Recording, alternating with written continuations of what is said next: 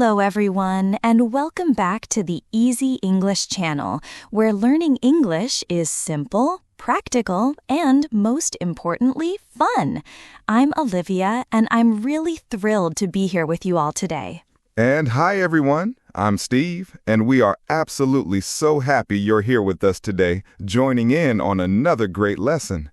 Olivia, you sound extra enthusiastic today. How are you doing? I'm doing great, Steve. I really am. And you know why?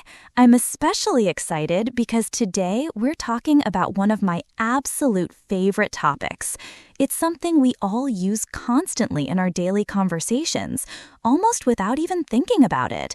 It's a core part of how we connect with people.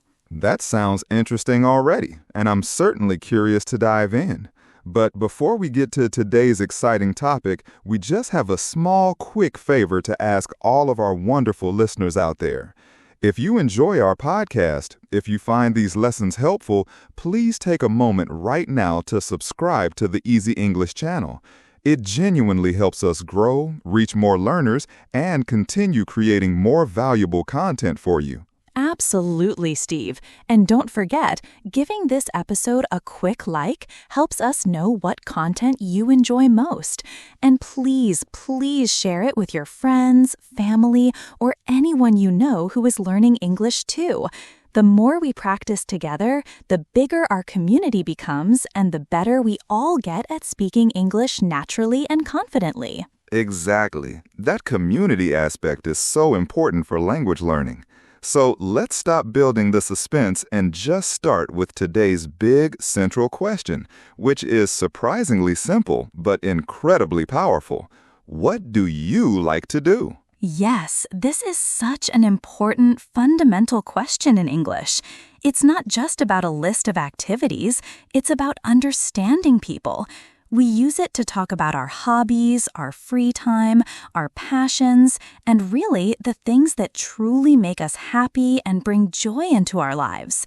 When you meet someone new, whether at a party, a class, or even just in a casual setting, you can easily ask, "What do you like to do in your free time?" Or, "What do you enjoy doing for fun?" It's such a perfect, open-ended way to start a conversation and learn about someone. It really opens the door to so much more. Okay, so, it's only fair now that I turn that question back to you. So, Olivia, tell us, what do you like to do when you're not working on this fantastic podcast or, just generally in your free time? Oh, that's a great question, Steve. Well, as many of our listeners might know, I really, truly love to read. For me, there's nothing quite like it. In the evening, after a busy day, I absolutely love to sit on my sofa, maybe with a warm cup of herbal tea, and just get lost in a good book. It's genuinely my favorite part of the day. I enjoy reading all sorts of stories: fiction, nonfiction, historical novels, even a good mystery sometimes. I find it just transports me to different places and introduces me to so many interesting people and ideas. It really feels like traveling the world without ever having to leave the comfort of my home. That's a beautiful way to describe it, Olivia. Traveling without leaving home. I completely understand that feeling. For me, when I'm not working, I really like to cook. It's my go-to activity to unwind and de-stress. Cooking helps me relax so much. There's something so therapeutic about being in the kitchen, chopping vegetables, smelling all the different aromas, and just preparing something delicious from scratch for my family. My absolute favorite thing to make is fresh pasta. It's simple, yes, but when it's made well, it's incredibly tasty and so satisfying. Plus, everyone always seems to love it. That sounds absolutely amazing, Steve. I love pasta too, but I have to admit I definitely prefer eating it, not cooking it. Though maybe you could teach me sometime. It's a skill I wouldn't mind acquiring. Your descriptions make it sound so appealing. Fair enough. Perhaps a future Easy English cooking lesson is in order. Now, we've both used some strong words here, like love and like, and this is actually a really important distinction for our listeners to understand. So Olivia mentioned she loves to read, and I said I love to cook. There's a clear difference in intensity. Like is good. It means you enjoy something. But love is much, much stronger. It means you have a deep passion for it, that it brings you immense joy. For example, I might say, I like to walk in the park, which is a nice activity. But then I would say, I love to cook because it's something I feel very deeply about. Do you see the difference there? That's a fantastic tip, Steve, and a really crucial point for expressing your feelings accurately in English.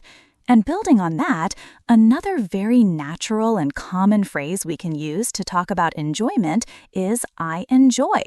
For example, I enjoy watching movies, especially documentaries or a good comedy. It sounds very natural, doesn't it? It absolutely does. I enjoy is a wonderful alternative to I like when you want to vary your language or sound a bit more sophisticated. For instance, I enjoy listening to music in the morning while I get ready for the day. It really gives me energy and sets a positive tone. And speaking of new things, if you want to talk about wanting to try something new or acquire a new skill, you can use the phrase, I want to learn how to. For example, I want to learn how to paint with watercolors. I find them so beautiful and expressive. That's a very useful and aspirational phrase, Steve. I can relate to that. Actually, I want to learn how to play the piano. I just think the sound of a piano is so beautiful and expressive, and it's something I've always dreamed of doing. It's a great way to talk about future goals and interests, isn't it? It really is. And here's another really common point that can sometimes confuse learners, but it's actually quite straightforward once you know it. We can use verbs that follow like or love in two ways. We can say, I like to swim, or I like swimming. Both are perfectly correct and convey the same meaning. So you can say, I love to dance, or I love dancing. English often gives us more than one correct way to say the same thing, which is part of its flexibility. That's so true, Steve, and it's good to know both forms are acceptable. It gives us more options when we speak. And don't forget, if you don't like something, it's incredibly simple to express that. You just add don't before like. For example, I don't like to run, or I don't like running. Very simple, very direct. Right, just adding that don't makes it clear.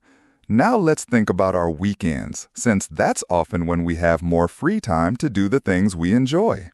On the weekend, I really like to visit my family and just spend quality time with them. Spend time is a great phrase to remember, meaning to dedicate your hours or days to a particular activity or person. It could be having lunch, going for a walk, or just catching up. Oh, spending time with family is definitely a wonderful way to use those precious weekend hours. For me, on weekends, I often like to go to the park, especially if the weather is nice, or I spend some time working in my small garden. Gardening is incredibly peaceful and relaxing for me. It's very satisfying to see things grow and to connect with nature, even if it's just a few potted plants on a balcony. Absolutely. Gardening is a fantastic example of a relaxing hobby. So today, we've talked about so many useful verbs and phrases, haven't we? Things like cook, read, play, swim, walk, dance, travel. And you can use them with like, love, enjoy, or the aspirational want to learn how to. These are all incredibly versatile tools for talking about your life. Exactly, Steve. Talking about what you like to do, what you enjoy, and what you want to learn is one of the easiest and most powerful ways to practice English. It allows you to describe your daily life, your hobbies, your interests, and even your dreams. It's personal, it's engaging, and it's a natural conversation starter. Now it's your turn, our amazing listeners. We want to hear from you. What do you like to do? Do you enjoy reading or watching movies? Do you love playing sports or listening to music? Is there something new you want to learn how to do, like playing an instrument or learning a new skill? Please tell us in the comments section below. We would absolutely love to hear from you, see your examples, and maybe even discover some new hobbies ourselves. Your input helps us create even better content for you. Absolutely, Steve. And remember, as Olivia mentioned earlier, please subscribe to the Easy English channel, share this episode with anyone who might benefit, and keep practicing every single day. Consistency is key when it comes to language learning. You are all doing a fantastic job learning English. Keep up the great work and don't be afraid to use these new phrases in your conversations. The more you speak, the more confident you'll become. That's right. So from Olivia and myself, thank you so much for joining us today. See you in the next episode. Bye-bye.